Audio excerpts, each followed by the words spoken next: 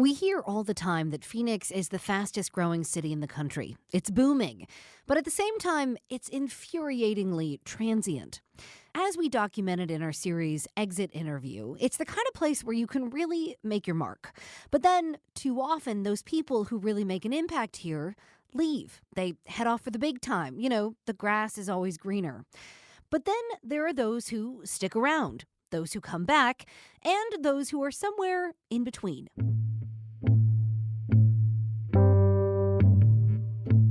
And that is where we turn today, to one of Phoenix's most famous chefs, Silvana Salcido Esparza, who stayed her entire career until, after 22 years, she closed her beloved restaurant, Barrio Cafe, last year.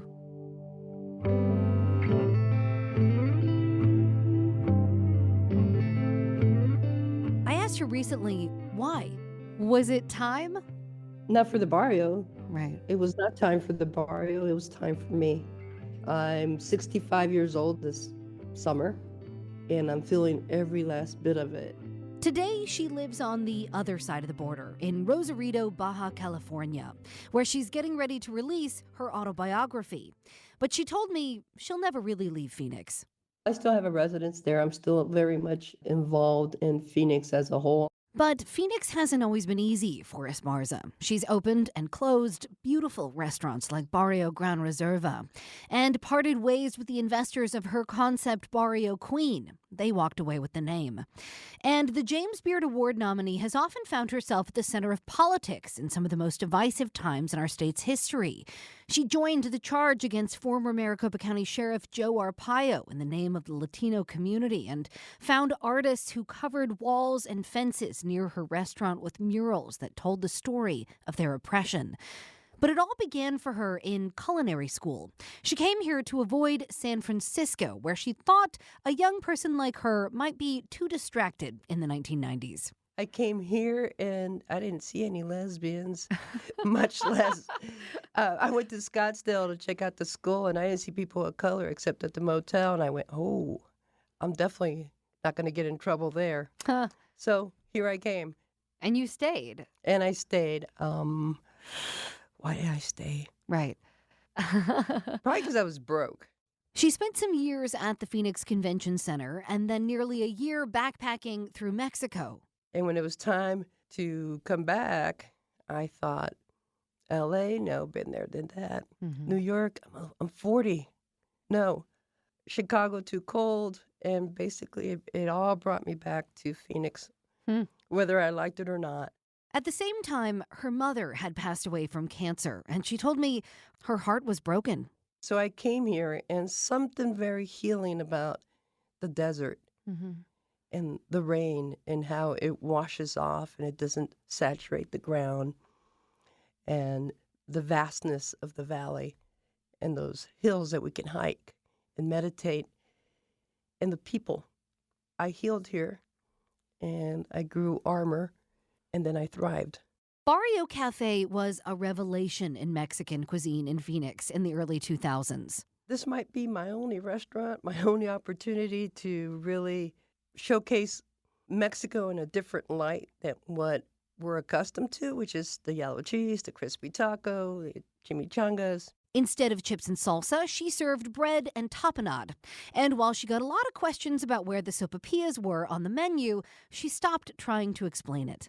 You see, I believe there's discrimination or a bias or even racism that occurs in Mexican food or towards Mexican food. It's probably the most appropriated cuisine out there. And when it says authentic Mexican food, the American palate believes that. Yeah. When I came in, my total intent was to, one, honor my start as a taquera inside my dad's bakeries, and most importantly, to help change those erroneous perceptions that North Americans have about Mexican food. And later on, I added its culture. Right. So, but this has been a theme, I think, in your career in the last decade or so, right? Like sort of pushing back against appropriation, but even like the sharing of it in this way. Like you want to protect it sounds like. I want to protect it. I swore to the little ancestral cooks that I encountered and had the privilege to be with in Mexico in these remote areas, these humble, dirt-floored shacks. And they were teaching me their ancestral ways. Not for me to capitalize on it, but to inspire me. And when I told them the way North Americans perceive the food and the culture and the people, they said, go back and help change that. Yeah. You felt a responsibility. I did. You know, I'm just kind of a responsible person, and I have a thing that my parents taught me, integrity. So, I mean, a lot of people know that I had my hands around and created a big concept that's right down the street from here. You're talking about Barrio Queen, I'm assuming? But I walked away because of that, integrity. It's a tough road when you have to pick capitalism versus your values and your beliefs. Right, right. Let's talk about one of the big things that happened in your career and in your life in general, which was your role in the battle against SB 1070, which was, more than a decade ago now. You were really outspoken. This is when you found artists to paint the murals on the walls around your restaurant that are so poignant. Tell us about why you felt it was important to take a stand right then as a chef. It's not like I was, I'm going to say something.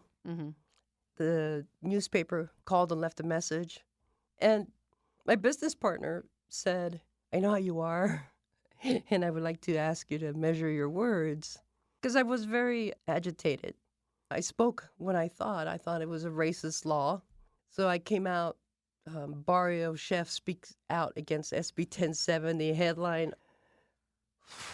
And that was the day everything changed. I stopped being the darling. In spite of being a lesbian, I was a darling in this town. And I stopped being a darling of many. I've got, instead of the continued support and accolades, I got from death threats to less than love letters. Since then, what I learned about myself is that anything adverse fuels me. I go, You liked it. I went, oh yeah, y'all. Wait until you see what I've got next. And that's where somebody came by. We were having a mural painting behind the restaurant.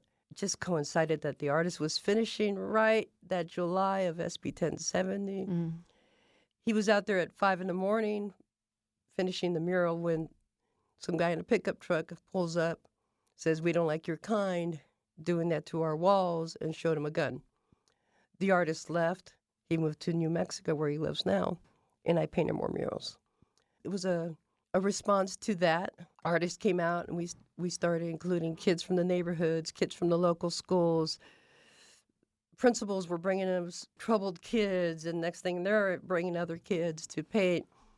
Those kids were learning the origins of the murals, the origins of their culture, how ancestral that is, back to Mexica, Maya, Tolteca, from the making of the colors from anato, from nopal, to painting on the frescoes of the pyramids, to painting to modern-day Phoenix. It's all related. And that's what KJZZ, or our answer to SB 1070, was. Today, Esparza is looking forward in Rosarito, Mexico, and here in Phoenix.